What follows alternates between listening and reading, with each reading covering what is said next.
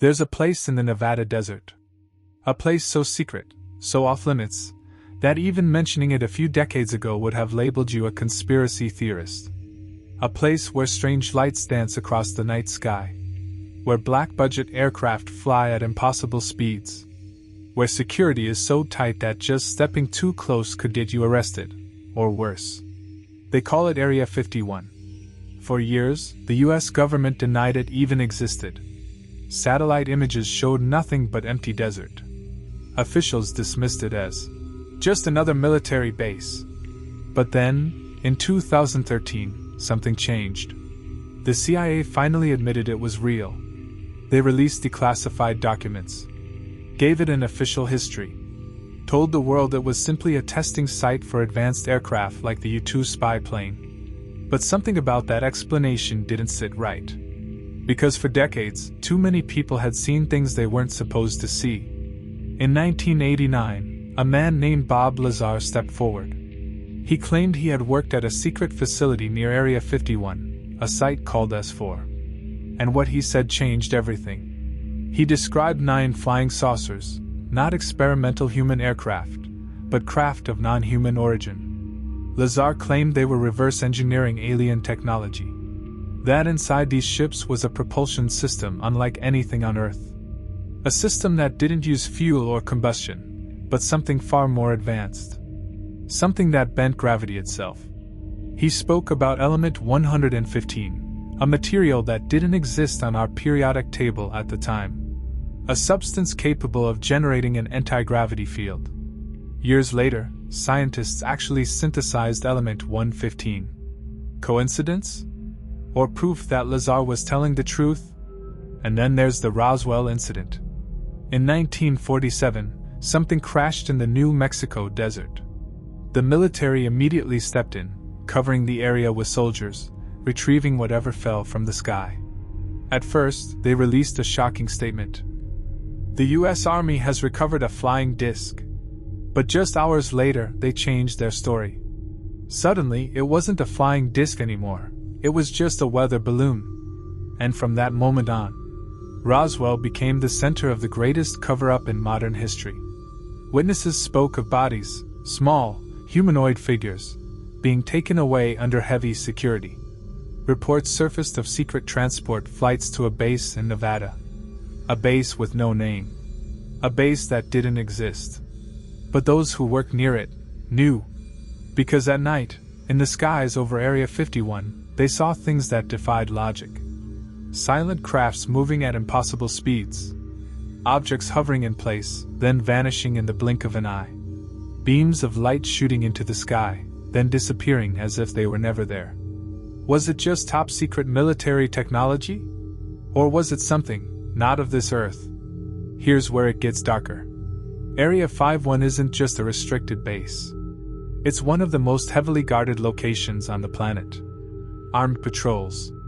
Motion sensors buried in the sand. Security cameras watching from every angle. There are no fences, because you're not even supposed to get close enough to see them. Signs around the perimeter worn in bold letters. Deadly force is authorized. Not. Trespassers will be prosecuted. Not. Keep out.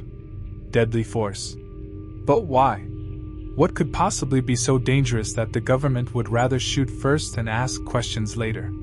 And if this is just a test site for experimental aircraft, then why are there reports of deep underground tunnels? Why do people claim there are entire levels beneath the desert floor, hidden from satellites? And why do some believe that what's happening under Area 51 isn't just about aircraft? Because there's one more rumor. One final theory that takes Area 51 from a military secret to something terrifying. What if it's not just a research base? What if it's a containment facility? What if they aren't just reverse engineering technology, but studying the beings that came with it? Some say deep beneath the desert, locked away in top-secret labs, are things that shouldn't exist. Creatures taken from crash sites. Entities not of this world. Life forms so different from us that just looking at them could change the way we see reality forever. And if that's true, then the real question isn't what's inside Area 51. It's what are they keeping out? And if our world's governments know the truth, what else have they been hiding? Because Area 51 is just one piece of the puzzle. One of many places where history doesn't quite add up. There are other sites, ancient ones, where the evidence is right in front of us. Structures so massive, so mathematically precise, that even today, we can't fully explain how they were built. Historians say they were created with nothing more than simple tools and manpower. But does that really make sense? Or is it another case of history being rewritten to fit what we're allowed to believe? Because if you think Area 51 is a mystery, wait until we talk about the Great Pyramid of Giza. We are told the pyramids were built 4,500 years ago, that they were nothing more than elaborate tombs for Egypt's pharaohs, that they were built by thousands of workers using primitive tools, wooden sleds, copper chisels, and ropes. And yet, none of it makes sense. Because the more you look at the Great Pyramid of Giza, the more impossible it seems. Let's start with the basics. The Great Pyramid stands 481 feet tall, made of over 2.3 million limestone blocks, each weighing between 2 and 80 tons. That's over 6.5 million tons of stone. Historians say it was built in just 20 years. Let's do the math. To complete construction on time, the builders would have needed to quarry, transport, and perfectly place one massive stone block every 2 minutes, day and night, without stopping, for 2 decades. But there's a problem. The quarry where these stones came from is over 500 miles away. So how did they move 80-ton blocks across the desert, without modern machinery? And even if they somehow managed to transport them, how did they lift them hundreds of feet into the air? Wooden ramps? Think about it. To move stones that size, the ramp would have needed to be miles long, made of more material than the pyramid itself. So why don't we find any evidence of these ramps today? Because maybe they were never used at all. Maybe the pyramid wasn't built the way we've been told. Maybe it wasn't built by humans alone. Because here's where things get even stranger. The Great Pyramid of Giza is mathematically perfect. Its base is aligned almost perfectly to true north, within 1/15 of a degree. It encodes the speed of light in meters per second. Its dimensions mirror the precise ratios of Earth itself. And then there's the biggest question of all. Why is there no writing inside? Every Egyptian tomb is covered in hieroglyphics, prayers, and decorations to guide the dead into the afterlife. But inside the Great Pyramid? Nothing. No markings. No names. No proof it was ever meant to be a tomb. So if it wasn't a tomb, what was it? Some believe the Great Pyramid wasn't a tomb at all. They believe it was a machine. Not for burying the dead, but for generating energy. Think about it. The pyramid is made from limestone, granite, and basalt, materials that are known to be highly conductive. Deep inside, there are mysterious shafts and chambers, some sealed off, some never explored. One chamber contains traces of hydrochloric acid and hydrated zinc. Why? Some researchers believe the pyramid once functioned as a chemical power plant. That when certain liquids were poured into the structure, they created a chemical reaction, producing an energy source that radiated out from the pyramid itself. But if that's true, who built it? And where did they learn this technology? Because here's where it gets even more disturbing. Across the world, we find other pyramids, in Mexico, China, Indonesia. Different cultures, different eras. Yet somehow, they all built the same structures. All aligned with celestial bodies. All incorporating the same impossible mathematics. All using stone-cutting techniques so precise, we struggle to replicate them even today. How? Did ancient civilizations somehow share knowledge across continents? Or was someone, or something, teaching them? Because some believe the answer lies in the ancient texts. The Emerald Tablets, written over 36,000 years ago, speak of a lost civilization that built great pyramids before Egypt even existed. The Book of Enoch, an ancient text banned from the Bible, describes beings who descended from the heavens, teaching mankind knowledge they were never meant to have. Even in the oldest Egyptian records, the pyramids are described as already existing. Not built by the pharaohs, but inherited. As if they were left behind by an earlier civilization. Or something else entirely. Because if the pyramids are far older than we think, if they truly harnessed energy, if they were never meant to be tombs, then what does that mean for history as we know it? And if the truth has been covered up, what else have they been hiding? Because the pyramids aren't the only mystery that defies explanation. There's another place. A place where the rules of reality seem to break. Where entire ships and planes vanish into thin air. Where time itself appears to warp and distort. A place known as the Bermuda Triangle. For centuries, ships have disappeared here. Planes have flown into the clouds and never come out. Sailors whisper about strange lights in the water, compasses spinning out of control, time itself slowing down. This is the Bermuda Triangle. A stretch of ocean that has swallowed hundreds of vessels, some without a single distress call. Some say it's just bad weather, strong currents, human error. But others believe there's something else. Something unnatural. A force so powerful that even the strongest ships, the fastest planes, the best pilots and captains, none of them stand a chance. And if that's true, what could be lurking beneath the waves? The mystery begins. The Bermuda Triangle spans from Miami, Puerto Rico, and Bermuda, forming a vast section of the Atlantic Ocean. And while some dismiss the idea of the triangle being cursed, history tells a different story. The USS Cyclops, a massive U.S. Navy cargo ship, 542 feet long. In March 1918, it vanished without a trace, 309 crew members gone. No distress call. No wreckage. Nothing. To this day, it's the single largest loss of life in U.S. Navy history that didn't involve combat. And here's where it gets even stranger. The Cyclops had two sister ships, and both of them also vanished in the Bermuda Triangle. A coincidence? Or something else? The flight that never returned. December 5, 1945. 5 U.S. Navy torpedo bombers, known as Flight 19, took off from Florida on a routine training mission. The weather was clear. The pilots were experienced. Everything was normal. Until it wasn't. An hour and a half into the flight, their compasses started malfunctioning. Radio transmissions came through in panicked voices. Everything looks wrong. Even the ocean doesn't look as it should. Then silence. The 5 planes gone. The Navy immediately launched a search and rescue mission, sending a PBM Mariner flying boat to find them. But that rescue plane also disappeared. 6 aircraft, 27 men, vanished without a single trace. No wreckage was ever found. A pattern of disappearances. Over the years, hundreds of planes and ships have disappeared in the Bermuda Triangle. Some leave behind no evidence. No debris, no oil slicks, no bodies. But others come back with stories. Pilots report losing time, watching their instruments shift as if they had entered a different dimension. Some describe fog banks that appear out of nowhere, unnatural, glowing clouds that seem to swallow them whole.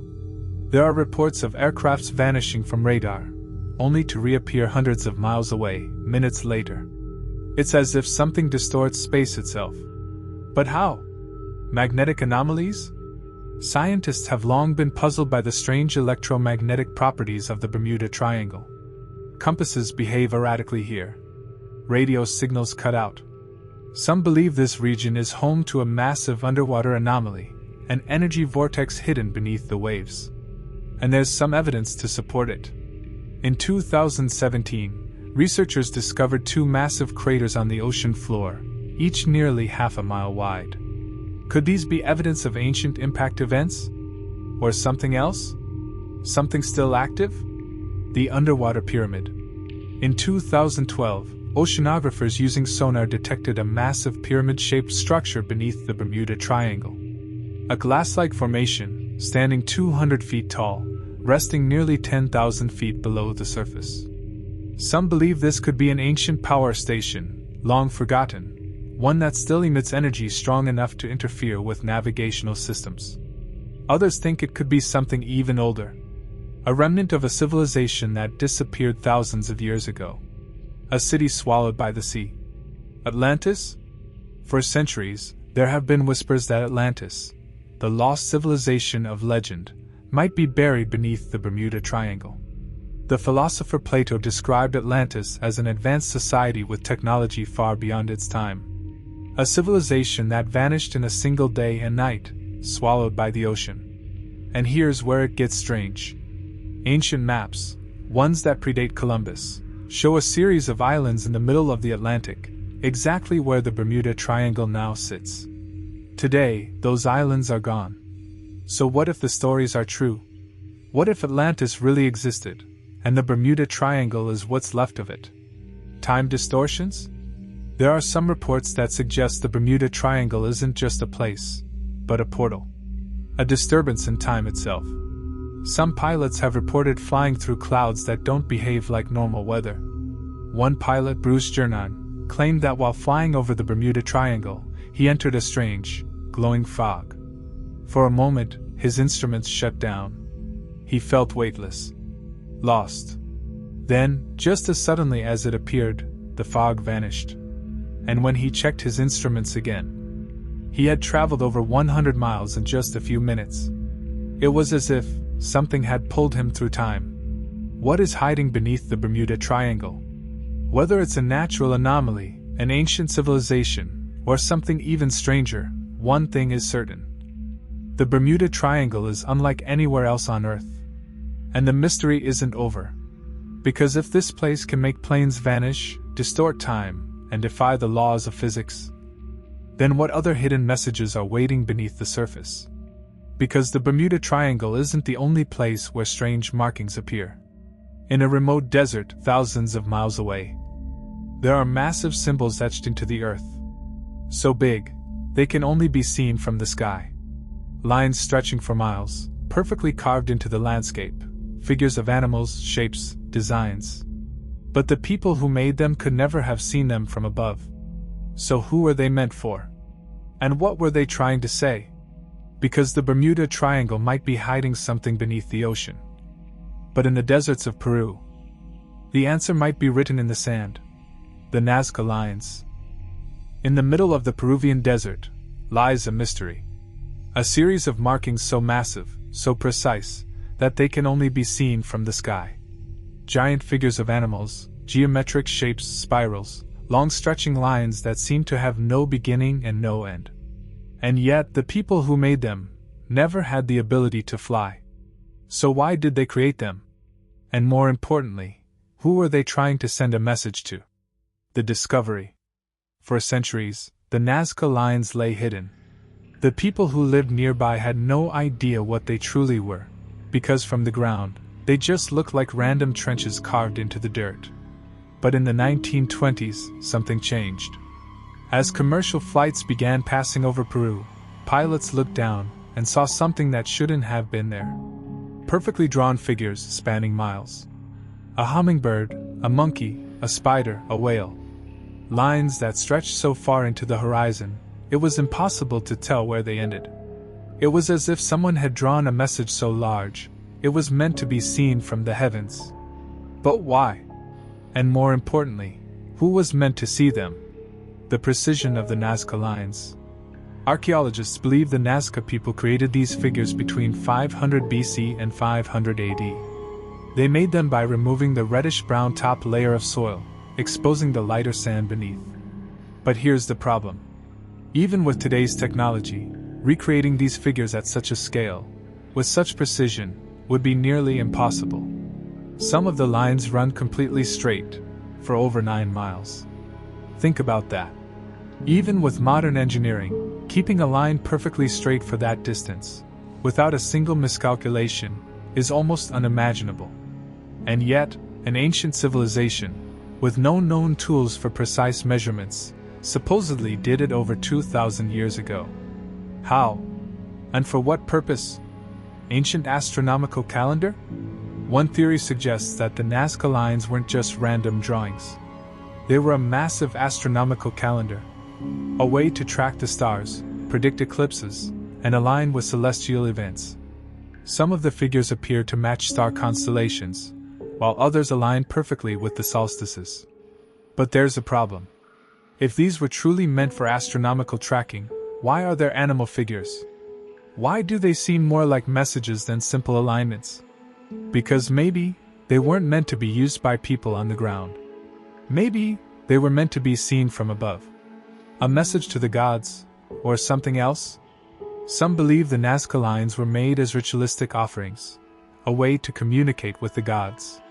The Nazca people worshipped beings they believed lived in the sky. Some of their pottery shows strange humanoid figures with elongated heads and large eyes. Figures that don't look entirely human. Were they simply creating art? Or were they drawing what they saw? And if they believed their gods came from the sky, were they actually gods? Or were they something else?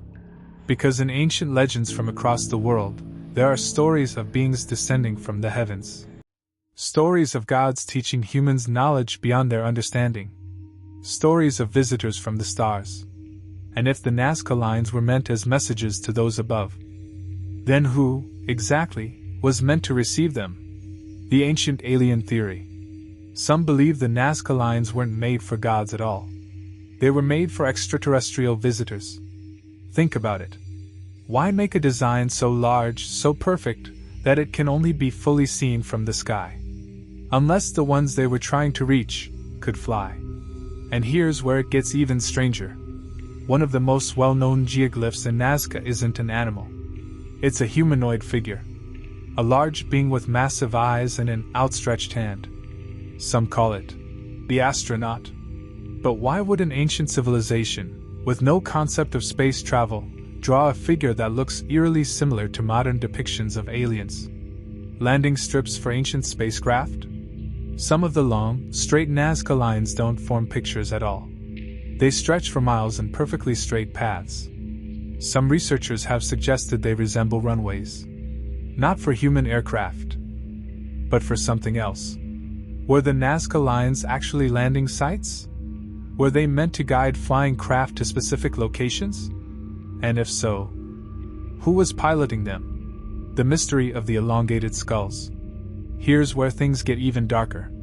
In the same region as the Nazca lines, archaeologists have discovered hundreds of elongated skulls.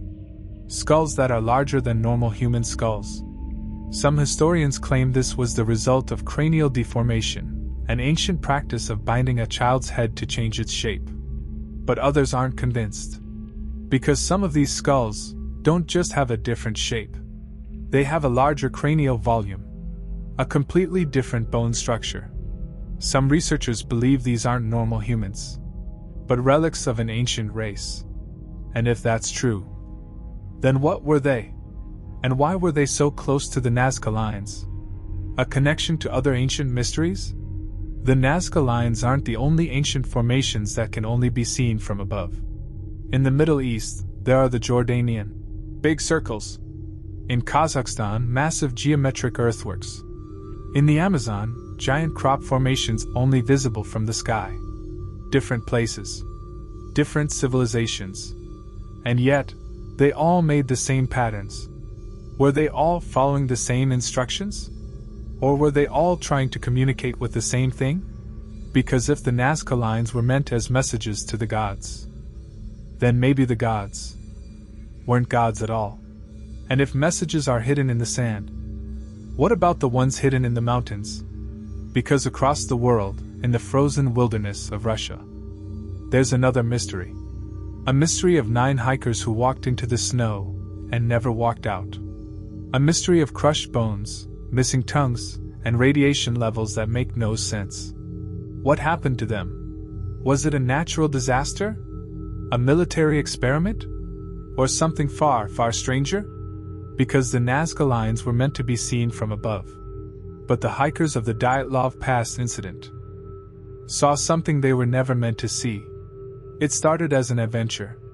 9 hikers, young, strong, experienced, setting off into the frozen wilderness of Russia's Ural Mountains.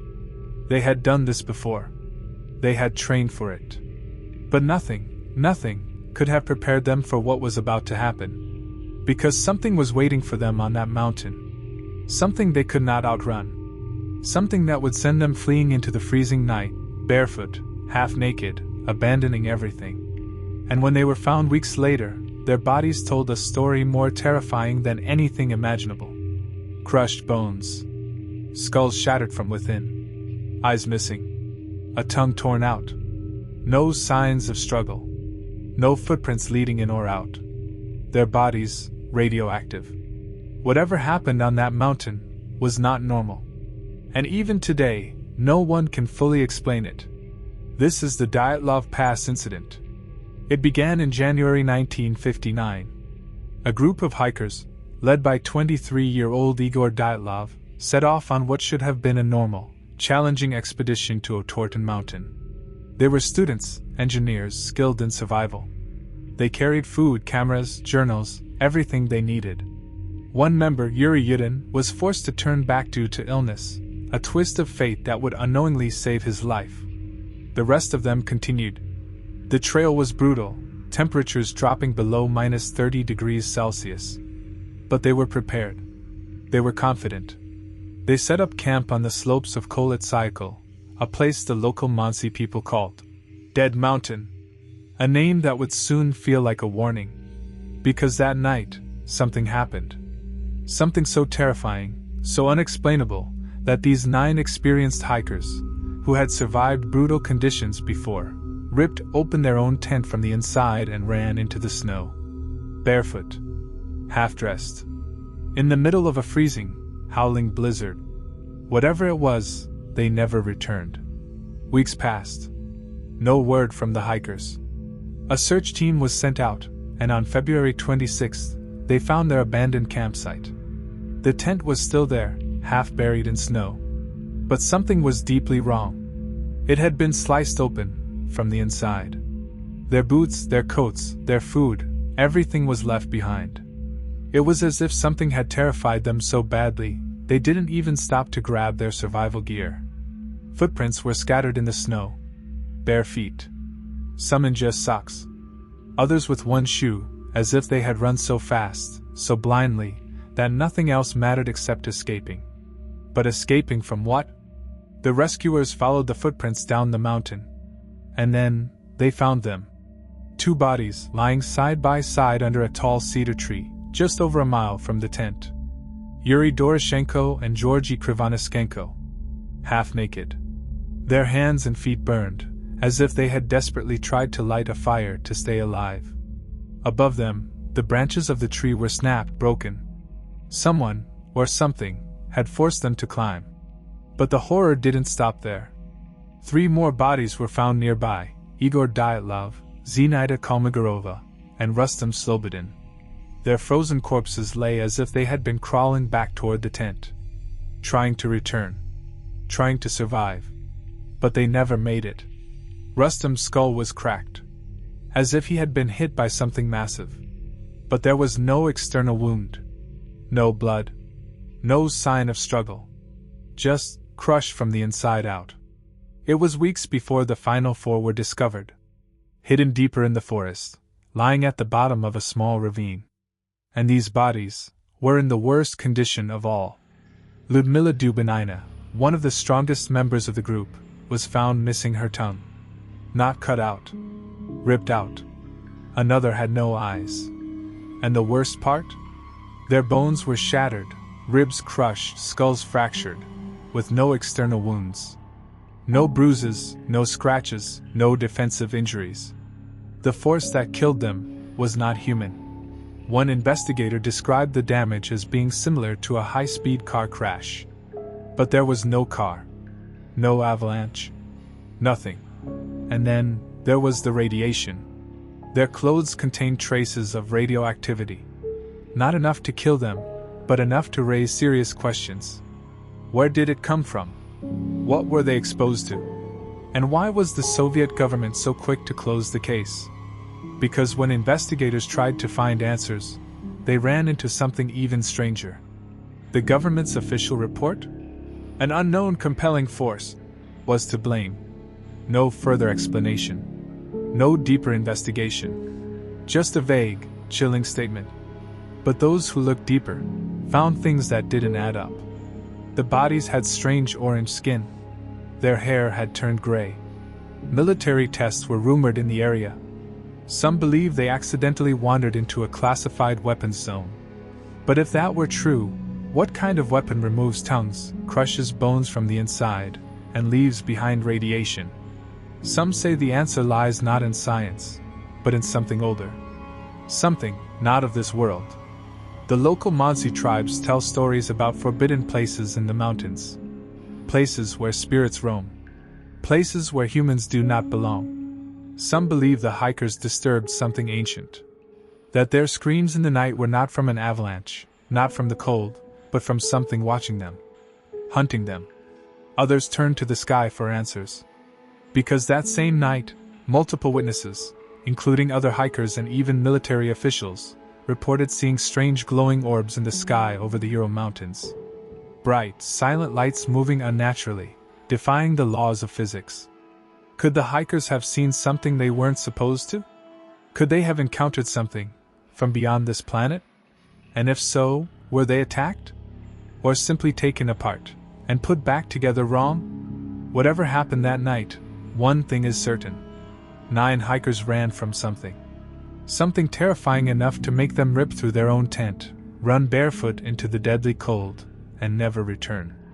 And the Soviet government? They buried the case, quickly. They closed the files. Sealed away the evidence. Even today, some documents are still classified. What are they hiding? And why? Because maybe this was no accident. Maybe they knew all along that something unnatural lurks in those mountains. Maybe those hikers weren't the first ones to disappear. And maybe they won't be the last. Because the Dyatlov Pass incident is just one mystery in a world filled with places we were never meant to go. And there's another. A place where things should not exist. A place where, even today, people see strange lights, hear inhuman sounds, and feel like something is watching them. A place where reality itself seems to bend. Skinwalker Ranch. And if you think the Dyatlov hikers saw something terrifying, wait until you hear what's been happening at Skinwalker Ranch. Here is a place in Utah, hidden deep within the desolate wilderness, where reality itself seems broken. For centuries, those who have lived near it have told the same chilling stories of creatures that should not exist, lights in the sky that move with intelligence, whispers in the darkness that come from nowhere. Livestock are found mutilated, their bodies drained of blood, their flesh removed with surgical precision. Objects disappear and reappear miles away. People wake up with memories they do not recognize. Some who go near this place never return the same. This is Skinwalker Ranch. And for decades, it has been the epicenter of some of the most disturbing paranormal and extraterrestrial phenomena ever recorded. But what exactly is happening here? And more importantly, who, or what, is behind it? The history of Skinwalker Ranch goes back hundreds of years. The indigenous Ute tribe has long believed the land is cursed. They refuse to set foot on it. They speak of ancient, supernatural beings known as skinwalkers, shapeshifters that take the form of animals, watching from the shadows, stalking those who trespass into their territory. The land, they say, is forbidden. A place where portals to other worlds open and close. A place where monsters roam. But if these are just legends, then why do the stories never stop? The first documented cases of true terror came in the 1990s. A family known as the Shermans bought the ranch, hoping for a peaceful life. They were cattle ranchers, skeptics, people of logic. But what they found there defied all logic. It started with the wolf. On their very first day, a massive wolf approached them. Not just any wolf, a creature far larger than any they had ever seen. It seemed calm, almost intelligent. But then, without warning, it lunged at one of their calves, locking its massive jaws around the animal's throat. The Shermans shot it. Once. Twice. Nothing. A third shot. A fourth. A fifth. The bullets went through it, but the wolf didn't die. Finally, after several more rounds, the creature released the calf and slowly walked away. But when they followed its tracks, they just stopped. As if the creature had simply vanished into thin air. That was the beginning. Because soon, the lights appeared. Strange orbs that hovered in the sky, moving intelligently, watching them. The Shermans described a sensation of being observed. As if something, unseen, was always near them. And then came the mutilations. One by one, the Shermans' cattle were found dead. Not just dead, surgically mutilated. Their eyes, tongues, and organs removed with precision. Not a drop of blood spilled. No tracks leading to or away from the bodies. The wounds were so clean, so precise, that veterinarians compared them to laser surgery. But who, or what, was doing this? The Shermans started seeing things they couldn't explain. Humanoid figures watching from the trees. Creatures that looked almost human, but not quite. Objects in the sky moving at impossible speeds, disappearing in an instant. One night, their dogs vanished. They heard them barking, saw them chasing something into the darkness. And then silence.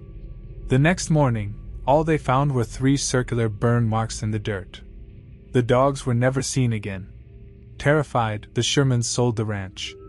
And that's when the story should have ended. But it didn't. Because soon after, the government got involved. In 1996, billionaire Robert Bigelow, a man with deep connections to NASA and the US military, bought Skinwalker Ranch. He wasn't just curious. He believed something was happening there. Something dangerous. And under his leadership, the US government launched a classified investigation. What they found remains heavily classified to this day. But leaked reports suggest that whatever is at Skinwalker Ranch is beyond our understanding. Electromagnetic disturbances.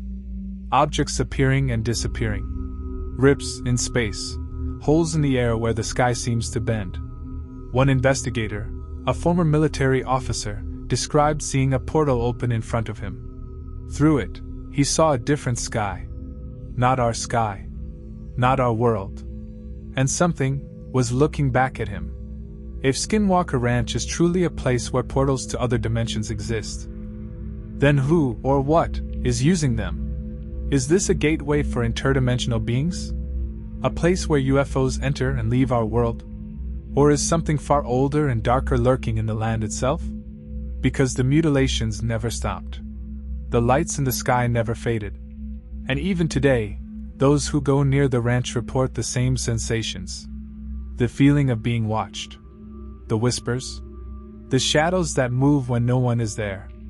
Skinwalker Ranch remains one of the most heavily studied paranormal locations on Earth. But after decades of investigations, after government involvement, after all the evidence collected, we still don't know the truth. Because some places were never meant to be understood. Some doors were never meant to be opened. And Skinwalker Ranch might be a place where those doors never fully close. But what if the answers aren't just in remote places like Skinwalker Ranch? What if there are ancient ruins beneath the sea, hidden just out of reach?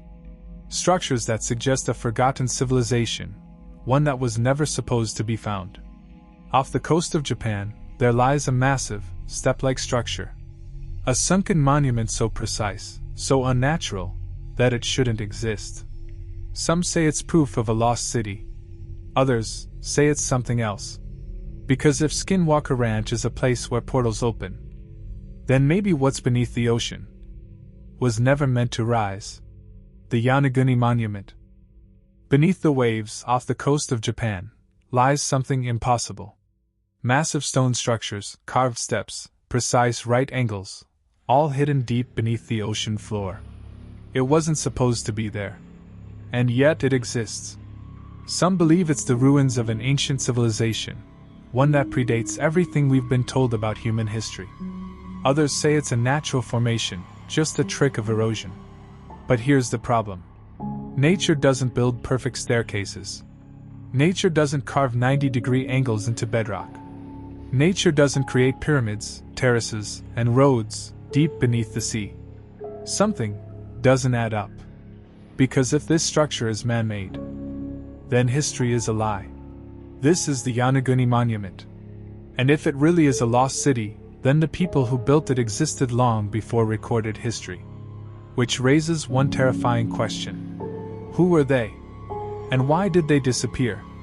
The Yonaguni Monument was discovered by accident. In 1986, a local diver named Kihachiro Aratake was exploring the waters off the coast of Yonaguni, a small island in Japan's Ryukyu chain. He wasn't looking for anything special, just marine life, coral reefs, maybe a sunken shipwreck. But what he found should not have been there. Rising from the ocean floor was something massive. At first, he thought it was a cliff or a rock formation. But as he swam closer, the truth became clear. It wasn't just a rock. It was structured, designed. He saw what looked like staircases, terraces, a massive pyramid-like structure, an entire complex, hidden beneath the sea. It looked ancient. It looked impossible. And when he surfaced, he realized that history itself might be wrong. News of the discovery spread quickly. Soon, divers, scientists, and researchers from all over the world came to investigate. What they found left them speechless. Massive rectangular formations, perfectly cut stone platforms, a series of wide steps leading to what looked like a grand entrance. Some areas resembled hallways, roads, and courtyards. And at the very top of the structure? A flat, pyramid-like surface, almost as if it was designed to be seen from above. But here's the problem. If this was man-made, then it was built at least 10,000 years ago. Because that's when the ocean levels rose, swallowing whatever had once been there. And that means, if this is really a lost city, it predates the pyramids of Egypt. It predates Stonehenge. It predates every known civilization. The mainstream explanation? Geologists claim it's just a natural rock formation. That over thousands of years, erosion from waves and currents carved the structure into its current shape. That the staircases, terraces, and hallways are just an illusion. But there's a problem with that theory. Because there are too many right angles. Too many precisely cut steps. Too many patterns that don't occur in nature. And then, there are the carvings. Because deep within the ruins, divers found marks etched into the stone. Symbols.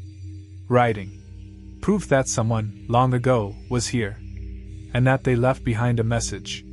But if this really is a lost civilization, then what happened to them? And why did they disappear? Some believe a great flood wiped them out. That thousands of years ago, a massive, cataclysmic event raised sea levels and swallowed an entire civilization, erasing them from history. But if that's true, then who were they? And could they be connected to other lost civilizations, ones that have only existed in myth? Because there's something strange about Yonaguni. It resembles structures found thousands of miles away.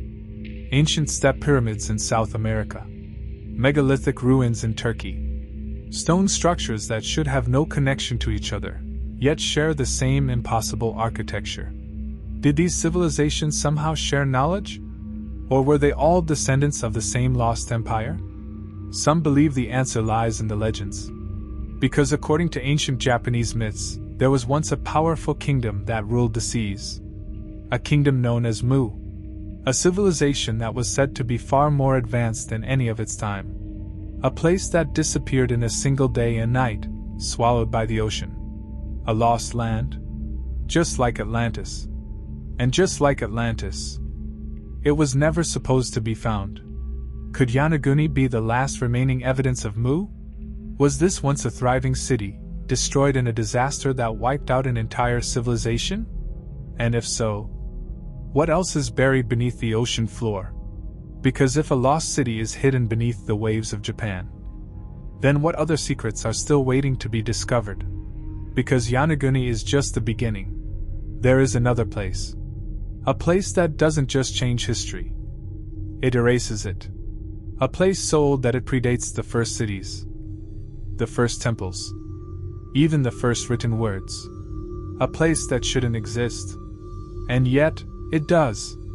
Because in the hills of Turkey, buried beneath the earth for thousands of years, there is a structure so massive, so precise, so impossibly ancient that archaeologists have no explanation for it. A structure that proves history is not what we think it is. A structure that rewrites everything. It's not just a temple. It's the first temple. Göbekli Tepe. There is a place so old, it shouldn't exist. A place that predates the first cities, the first temples, the first known civilizations. A place that was buried, intentionally, for reasons no one can explain. It was never meant to be found. And yet, it was. When archaeologists first uncovered it, they didn't believe what they were looking at. Because according to history, nothing like this should have existed at the time it was built. Massive stone pillars, arranged in perfect circles. Carvings of animals and symbols, messages from a time before writing, before recorded history. It was built over 12,000 years ago, thousands of years before the pyramids of Egypt. And that means everything we've been told about human civilization is wrong. Because according to history, humans at that time were primitive. Hunter-gatherers. Simple. They didn't build temples.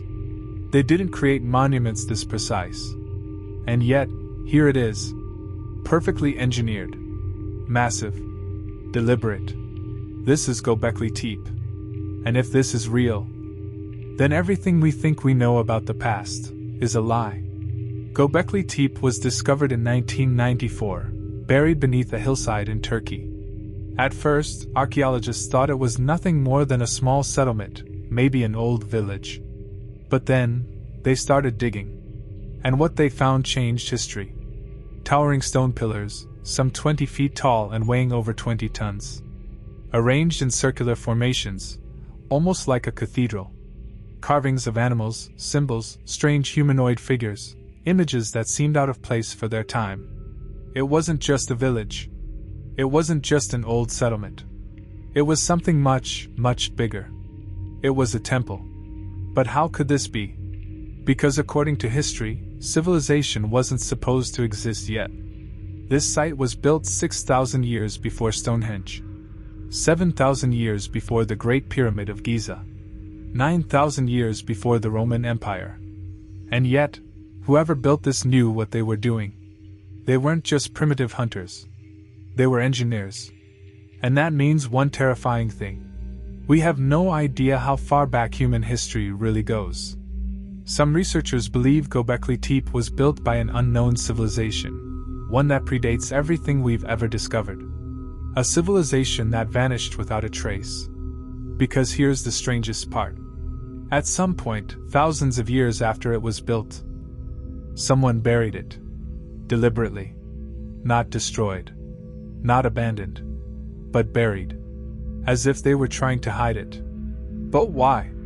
Who would go through the effort of covering massive stone pillars, entire structures, perfectly carved reliefs, under tons of dirt and sand? What were they trying to conceal? Or, what were they trying to protect us from? Because the carvings at Göbekli Tepe tell a story. And some believe they warn of something. One of the most mysterious carvings depicts a series of strange symbols, animals, and cosmic imagery. Researchers now believe it could be an ancient record of a cataclysm. A disaster so massive that it nearly wiped out humanity. Some connect it to the Younger Dryas impact event, a time when a massive comet or asteroid might have struck the Earth, causing widespread fires, floods, and an instant climate shift. If that's true, then Göbekli Tepe may have been built not as a temple, but as a message. A warning from an ancient world that was nearly destroyed. A civilization lost to time. But if they were warning us, then what exactly were they trying to say? And why does Göbekli Tepe resemble sites found all over the world? Massive stone structures in South America. Underground cities in Turkey. Mysterious ruins that share the same impossible engineering. Some researchers believe this is evidence of a lost civilization, one that predates all known cultures. Some call it Atlantis. Others believe it was something even more mysterious. Because if Göbekli Tepe is proof that ancient civilizations were far more advanced than we thought, then what happened to them? Where did they go? And could their knowledge still be hidden somewhere, waiting to be uncovered? Because Göbekli Tepe wasn't the only place where the past has been erased. There is another place. A place so remote, so isolated, that no one knows how it was built. A place where massive stone heads stand in silence, staring out at the ocean. A place where an ancient people somehow moved stones weighing over 80 tons, with no modern technology. A place where history itself seems to have been forgotten.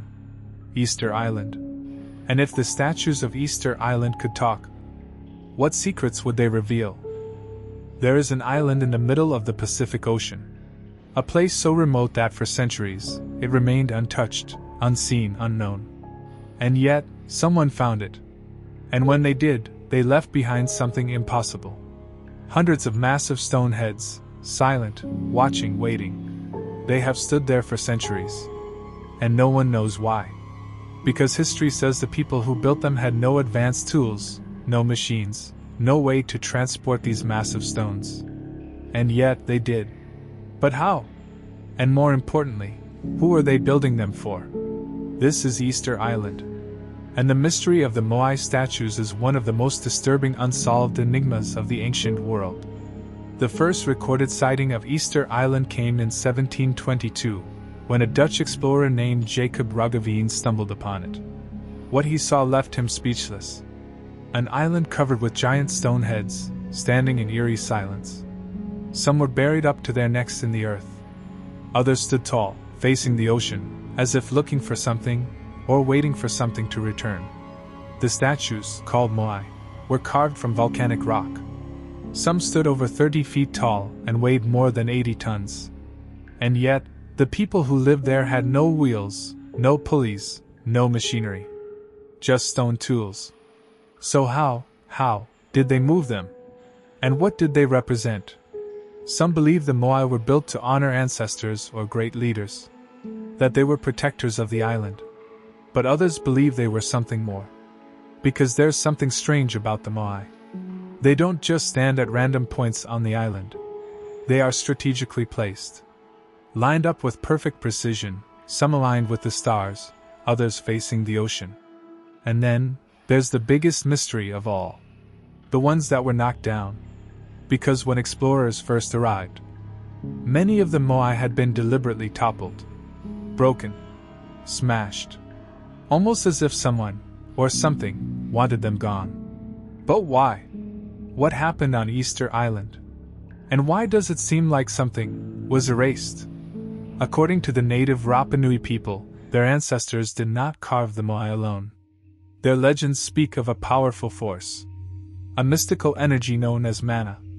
They say the moai were not moved by hands, but by thought. That the statues were walked into place using energy. A forgotten power. Something lost to time. Of course, skeptics dismiss this. They say the moai were dragged using ropes and logs. But here's the problem. Even with modern reconstructions, no one has been able to fully recreate how they were moved. The methods historians propose don't match the scale of what was built. So if they didn't use wheels, if they didn't have machines, if they didn't use logs, then how did they move them? And why does this mystery connect to other lost civilizations? Because the moai aren't the only giant statues in the world. Across the globe, we find other massive stone figures. In the jungles of Colombia, there are hundreds of giant stone heads. In the deserts of Sudan, there are massive carved figures buried beneath the sand. And in Turkey, there are ancient statues with elongated skulls, staring at the stars. Different cultures, different continents, but the same obsession. Why? Some believe these figures represent gods. Others believe they represent something else. Something not from this earth. Because what if these weren't just statues? What if they were built to look like something real? Something that once walked among them? And if that's true, then where did they go? Or worse, when are they coming back? The truth is, Easter Island is just another piece of a much bigger mystery. A mystery that stretches across the world. Because whether it's the pyramids of Giza, the lost city beneath the sea, the massive carvings in the desert, or the stone heads watching the ocean, something connects them all. Something we don't fully understand. Something that has been hidden from us. And if there's one thing we've learned through all these mysteries, it's that history is not what we think it is. It has been rewritten. covered up, lost. And the question is, why? What are we not supposed to know? Because maybe, just maybe, the answers were never lost. Maybe they were erased. And if that's true, then what else are they hiding? Maybe we'll never know. Or maybe we were never meant to. Beneath the freezing waters of the Baltic Sea, something is waiting. Something old. Something unexplained. Lying 300 feet beneath the surface, surrounded by darkness and untouched for thousands of years, is a structure that defies logic. When it was first discovered, sonar scans showed a massive, disc-shaped object, nearly 200 feet wide, resting at the bottom of the sea. At first, researchers thought it was a rock formation, a trick of sonar. But the more they investigated, the stranger it became. Because nature doesn't create perfect circles. Nature doesn't build massive, symmetrical structures, shaped like UFOs. And nature doesn't shut down electronics. Because when divers went down to examine the anomaly, something stopped their equipment from working. Their lights flickered. Their compasses spun wildly. And then, their cameras shut off completely. It was as if something didn't want them there. And to this day, no one knows why. The Baltic Sea anomaly was first discovered in 2011 by a team of Swedish treasure hunters known as the Ocean X Team. They weren't looking for anything unusual. They were searching for old shipwrecks, lost cargo, valuable artifacts. But what they found was something no one could explain. Their sonar scans revealed a massive, circular structure resting deep on the seafloor. Perfectly round. Almost metallic. At first, they thought it was a mistake, a glitch in the readings. But when they sent divers down, they realized it was real. And that's when the real mystery began. Because this was no ordinary rock. The surface was smooth, almost polished. It had straight lines, sharp edges, what looked like ramps or stairways leading into it. And then, they found something even stranger. A long trail behind the object, stretching over 1,000 feet, as if whatever this was, had crash-landed there. And that's when the question started. Because if this object had crashed, then what was it? Some believe it's a lost ancient structure, perhaps a temple or a monument from a civilization that existed before recorded history. A structure swallowed by the sea thousands of years ago. And if that's true, then why does it look so advanced? Others believe it's not from Earth at all. That the Baltic Sea anomaly is a crashed UFO, something that fell to Earth thousands of years ago, resting at the bottom of the ocean, waiting. Waiting for what? No one knows. But if this is a spacecraft, then what happened to its crew? And why does the object interfere with electronics? Because when divers tried to examine the structure, their equipment failed. Cameras shut off. Lights died. Radio signals stopped working. It was as if something was emitting a strange electromagnetic field. Something powerful. Something not natural. And here's where it gets even more disturbing. Tests on small samples from the site revealed high levels of titanium and iron. Not common rock. Not coral. Metal. And if this was natural, then why did it resemble something built? Why did it have sharp angles, unnatural patterns, even what looked like doors or passageways leading inside?